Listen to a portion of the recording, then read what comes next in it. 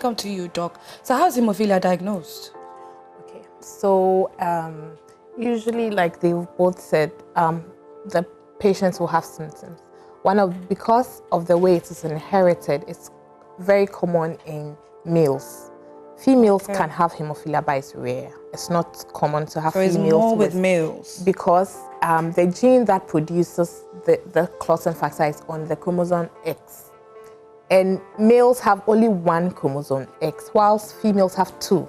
So even if, for a female, even if one X chromosome is affected, the other one is there to balance it, to give a buffer.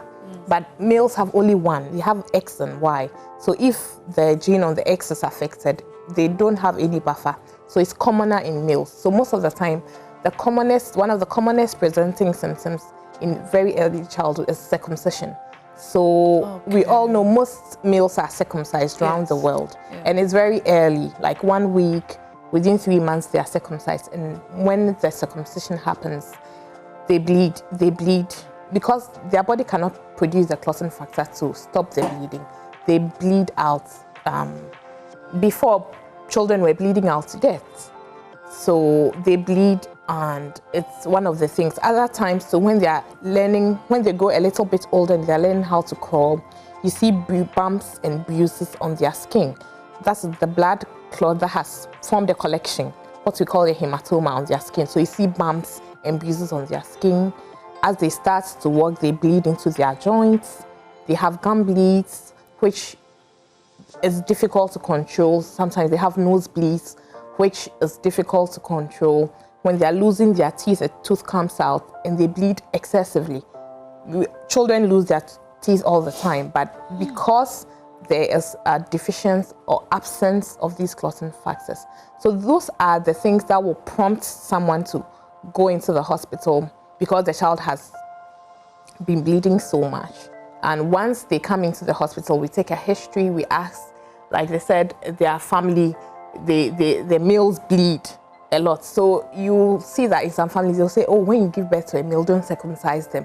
Because they'd had previous children in which they circumcised these kids and they passed away. So let's not circumcise our males because they don't know what it is and they don't want to have another death. So they will not circumcise them. So these are the symptoms that they come into the hospital with. So once they come in and we do laboratory tests, then it will help point us to which type of hemophilia the kids have. The whole movement about hemophilia care in Ghana started way back in 2009 when I lost my son way back a couple of years before. When I had my second son, I had the same symptoms on circumcision.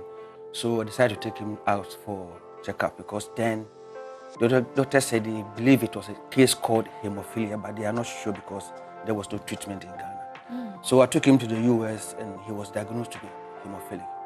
So I came back to Ghana and I said, no, there must be many more such cases in Ghana. So why don't I try and help many others? And besides that, I got some support from the US, some lady called Lori Kelly.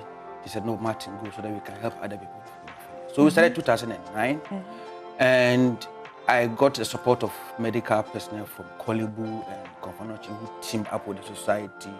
We did so much education around the country and then the awareness started coming. So we started from one, that is my son. Right. And as I speak, fast forward, we have around 480 patients of hemophilia in Ghana. 480? 480, in fact, many more.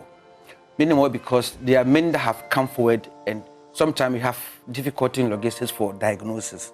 So they will come and maybe go, but there's more than 500 that they will have come forward and some have gone. But on the database, diagnosed and on a database around 480 patients.